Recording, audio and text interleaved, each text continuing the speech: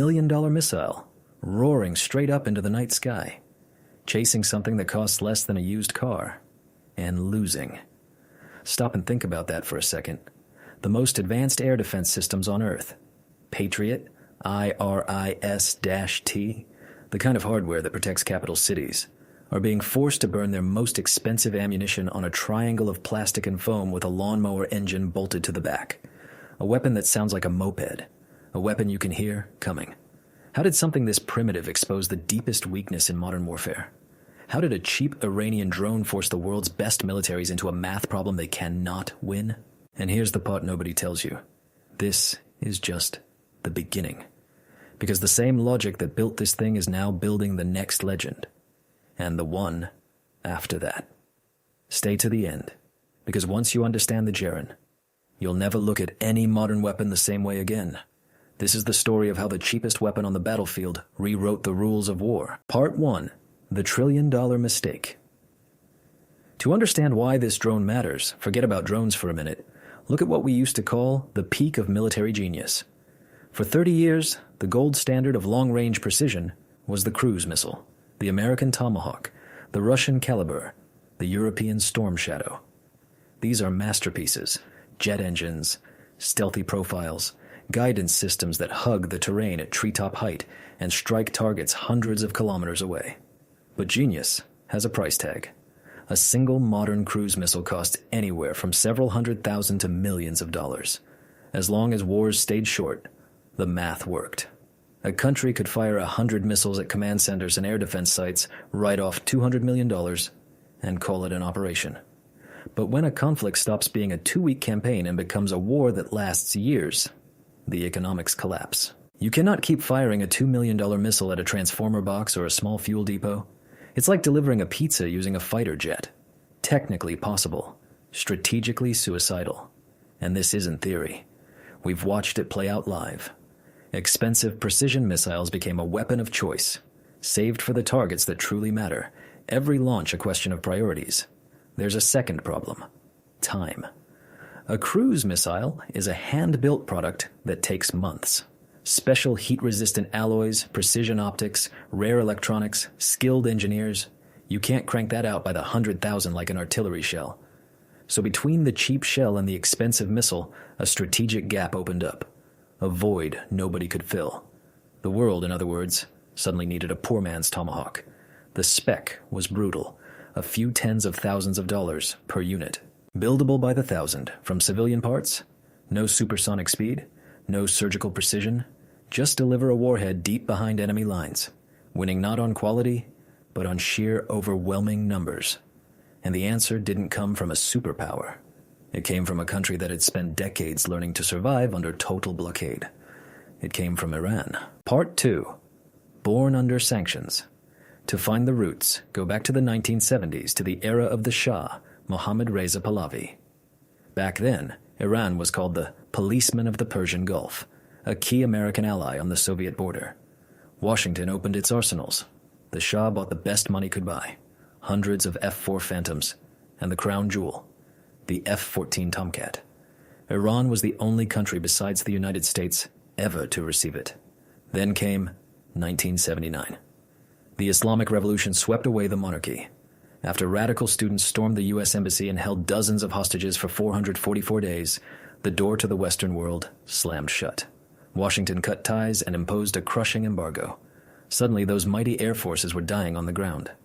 Without American spare parts, keeping the unique F-14S and the Phantom fleet in the air became a war of attrition. Technicians cannibalized one aircraft to fly another. And in 1980, Saddam Hussein struck into that weakness. The Iran-Iraq War began, one of the bloodiest conflicts of the century. Iran couldn't replace lost pilots and planes fast enough. Every sortie became priceless. The country desperately needed eyes in the sky and a way to strike without risking men. In that furnace, inside the Revolutionary Guard, the idea of unmanned aviation was born. The first crewed aircraft, the Mohajer, the Immigrant, launched from simple catapults to scout. Soon, they were strapping rockets to its wings. Primitive. Inaccurate. But the first step toward a strike drone. Here's the key insight. Iran had oil money. but sanctions meant it couldn't buy new fighters. So it turned the money inward, into universities, engineering schools, and networks building with cheap civilian electronics, reverse engineering whatever it could smuggle in. After the war, Tehran reached a strategic conclusion. It could never beat America plane for plane, so it wouldn't try. If you can't build one super fighter to rule the sky, build 1,000 simple machines the enemy can't afford to shoot down. Quality replaced by quantity. Complexity replaced by availability. The weapon that became the physical form of that strategy was named Shahed, the Witness, or the Martyr, a name that would soon become infamous. Part 3. Anatomy of a flying moped. Look under the skin, and you don't find a garage project. You find a serial, industrial product. What today's reports call Geran 1 and Geran 2. What the West calls Shahed 131 and Shahed 136. Both share one ruthless philosophy, not make it perfect, but make it by the 1,000. That futuristic tailless delta shape isn't about looks, it's pure economic dictatorship. The stubby triangle gives just enough lift, lets you fill almost the entire body with fuel, and simplifies everything. Fewer parts, fewer joints. Every gram saved becomes range, or lower cost, or faster production. That's why they look almost identical, like scaled copies of each other. But inside, they're two different machines. The smaller, Shahed 131, about 2.6 meters long, around 135 kilograms, with a 10 to 15 kilogram warhead. Small, but enough to knock out a radio node, a launcher, a support vehicle. Its engine is a compact rotary type, around 38 horsepower, traced through British and Chinese designs to an Iranian copy. Compact length means more room for fuel, giving it a range often cited in the hundreds of kilometers. The bigger brother, the Shahed 136, is the workhorse. About 3.5 meters, roughly 200 kilograms, with a warhead around 50. Here, it stops being a gadget and becomes a weapon of operational depth. Its engine drops the rotary design for a simple 4-cylinder motor, described as a copy of a German Limbach engine. Cheap, tolerant of rough tolerances, perfect for mass production. The price? A low, droning, unmistakable sound, the sound that earned the flying moped nickname. In this philosophy, the noise isn't a flaw, it's the cost of mass. No runway, no landing gear. It launches off a simple rack you can mount on any pickup truck, kicked into the air by a solid fuel booster that drops away. Mobile, untraceable. And the navigation, in the base version, is brutally simple. A commercial satellite receiver and an inertial system. The drone flies blind along preloaded coordinates. No camera, no feedback. Essentially a flying flash drive carrying a warhead. You'd think that's useless against a modern army. The opposite is true. Back on September 14th, 2019, drones slipped past layered air defenses, including Patriot systems, to hit Saudi oil facilities. Radars tuned for fast, high-flying targets simply ignored slow objects skimming the ground. That incident showed the world. A cheap swarm, emitting no radio signal, can defeat a defense worth billions. Part 4. The math of attrition. For years, analysts could only guess what these weapons cost. Then in 2024 came a leak. Internal correspondence from an Iranian company. The documents showed Iran originally asking $375,000 per Shahed 136, dropping to $193,000 on a large order. Sounds pricey for a plastic plane, but in the economy of war, here's what matters. The surface-to-air missile you'd use to shoot it down costs anywhere from $400,000 to over $1 million, so trading an expensive missile for a cheap target works in the attacker's favor, even when the shot misses. That math fit the summer of 2022 perfectly. Russia, fighting a high-intensity war, needed constant pressure on the enemy's deep rear and couldn't afford to do it with cruise missiles alone. The arsenal emptied faster than it refilled. It needed something cheap and massive. On July 11th, 2022, the U.S. National Security Advisor announced that intelligence saw preparation to transfer up to several hundred drones to Russia. Many dismissed it as information warfare. But soon, trackers logged an air bridge, Tehran to Moscow, cargo planes hauling drones that would soon be repainted, remarked, and renamed. They'd become what Russian reports called the Geran. Part 5. The conveyor belt, When those crates reached Russian factories in autumn 2022, the first phase was simple assembly. Open the box, pull out the completed airframe, run a quick check, repaint the desert camo to neutral gray, slap on a new label, Geran 2, and send it to the launch pad. Everything inside, from the composite panels to the navigation, stayed imported. Russia was the operator, not the producer. But by early 2023, it was clear. In a war of attrition, you cannot depend on imports. Logistics across the Caspian were fragile, and appetite was growing exponentially. In October 2022, launching 20 or 30 drones was a good night. By 2024 to 25, planners wanted thousands a month. So began total localization centered on a special economic zone called Alabuga in Tatarstan, a powerful industrial cluster 1,200 kilometers from the front with river logistics. The real scale was exposed by that same 2024 leak. Over 1,000 pages of contracts, blueprints, and correspondence. It revealed industrial camouflage worthy of a spy novel. The whole project hid under a code name, Project Boat. To dodge sanctions, the drones were logged as motorboats. Warheads were bumpers. Aviation fuel was solvent. Even the country of origin was disguised. The documents laid out a roadmap to 6,000 units. Reporting confirmed the plant hit that annual capacity ahead of schedule, turning Project Boat into a humming conveyor belt. The wreckage told the story of transformation. The Iranian originals used slow, hand-laid honeycomb structures, a bottleneck.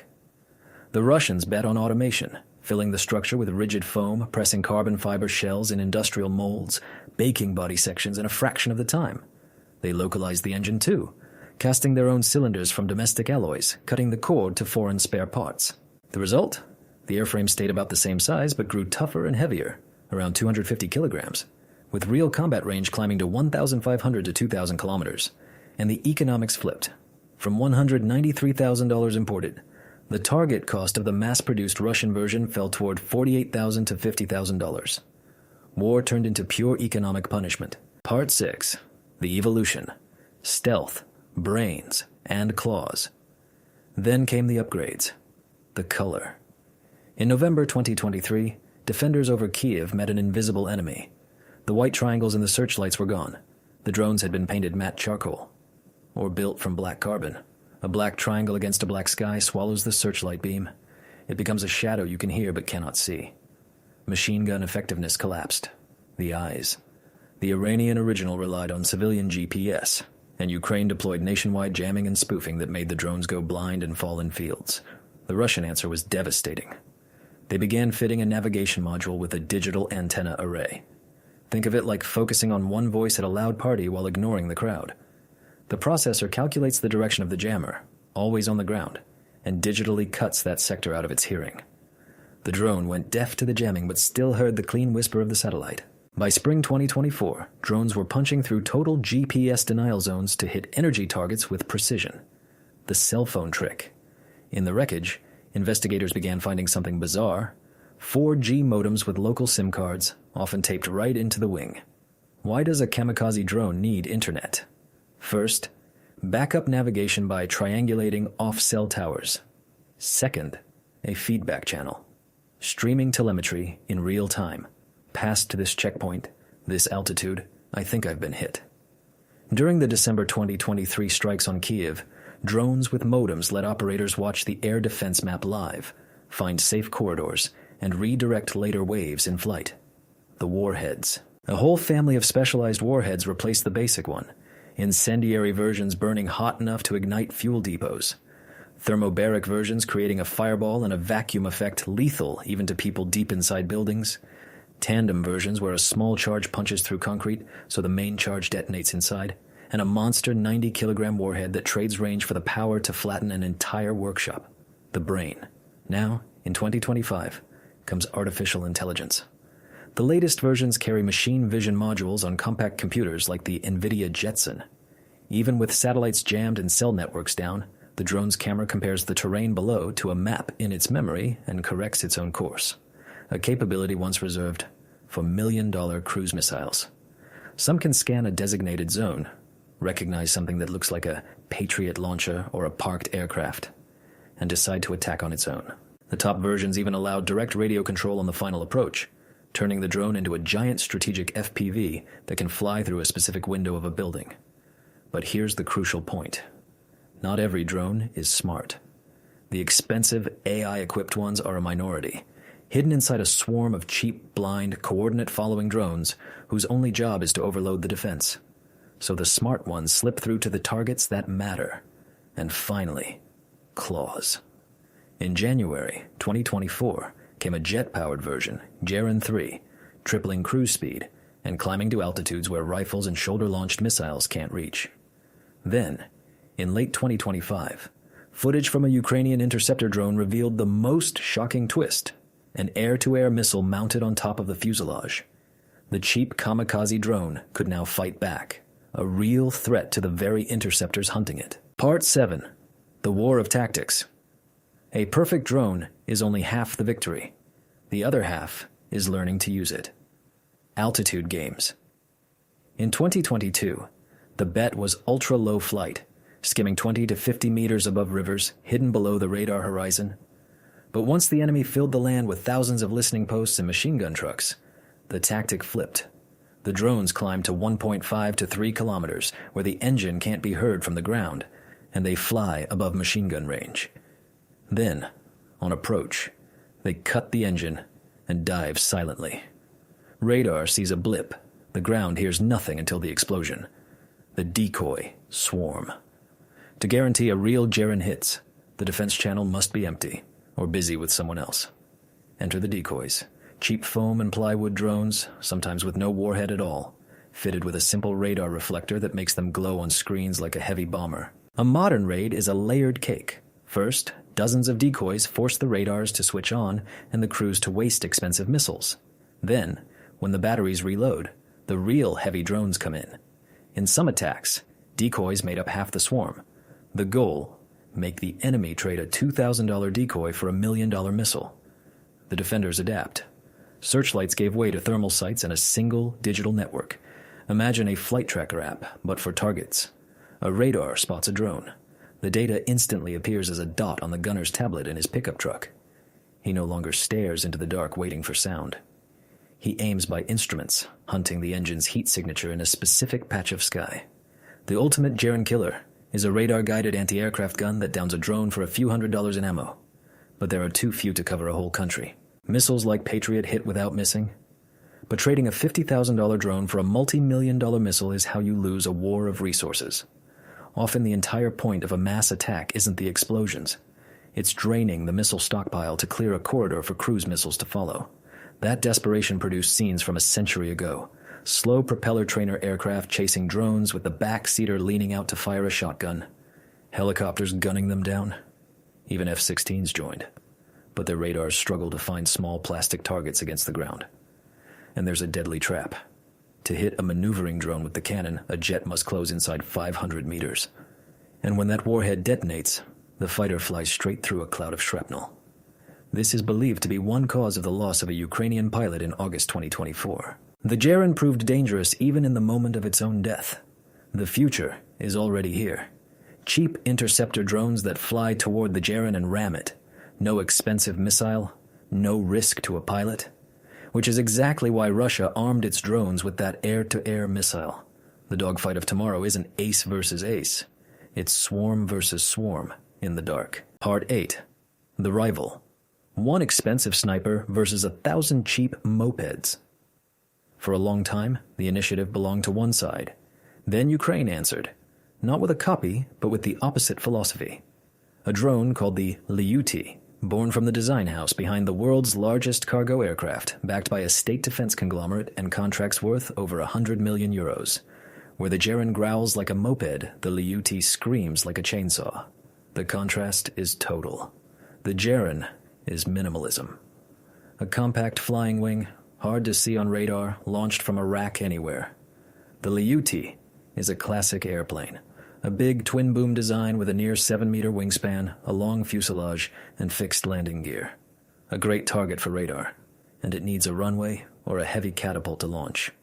Their engines tell the deeper story, and they shatter the myth that Western automatically means better. The Geran runs a fully localized clone of a simple, cheap, four-stroke motor worth maybe $1,500 to $2,000. The Lyutyy runs a German aviation engine costing $11,000 to $13,000, 6 or 7 times more, and burns 30 to 40% more fuel, forcing engineers to turn the wings into extra fuel tanks. Its brains are a global patchwork of Western parts, satellite modems from civilian systems, Canadian or American anti-jam antennas, an American machine vision module, powerful, but a study in total import dependence. Now do the math. A complex airframe, a $13,000 engine, satellite modem, guidance, expensive avionics. The Lyutyy costs around $200,000. The Geran, with its molded body and $2,000 motor, costs $30,000 to $50,000. That gap is the strategy. Russia can launch Gerans in waves of 50 a night, draining the defense. Ukraine must hoard its Lyutyys for single sniper strikes, one routed along a razor-thin path between air defense zones, guided by NATO reconnaissance that maps every radar's coverage in real time. 2 answers to the same war. One side bets on the precise, expensive sniper, dependent on allies, logistics, and price. The other prove that sovereignty and mass are a quality of their own. A localized conveyor belt, independent of imports, cheap enough to wage a war of attrition. You simply cannot win with a single surgical strike, no matter how high-tech. So, here's where we land. In just a couple of years, the Geran went from a primitive Iranian moped to a self-guiding, jamming-resistant, AI-equipped strike machine that can now even shoot back. It didn't win by being the best. It won by being cheap enough to lose by the thousand. And that changed everything we thought we knew about modern war. But the Geran is only one chapter, because the same brutal logic, cheap, massive, expendable, smarter every month, is reshaping every battlefield on Earth right now. The next legend is already flying. The next weapon that breaks the rules is already on a conveyor belt somewhere. If you understood this one, you're ready for the rest. Subscribe and stay with us, because the stories of the weapons that quietly rewrote the 21st century are only just beginning. The next one will surprise you even more.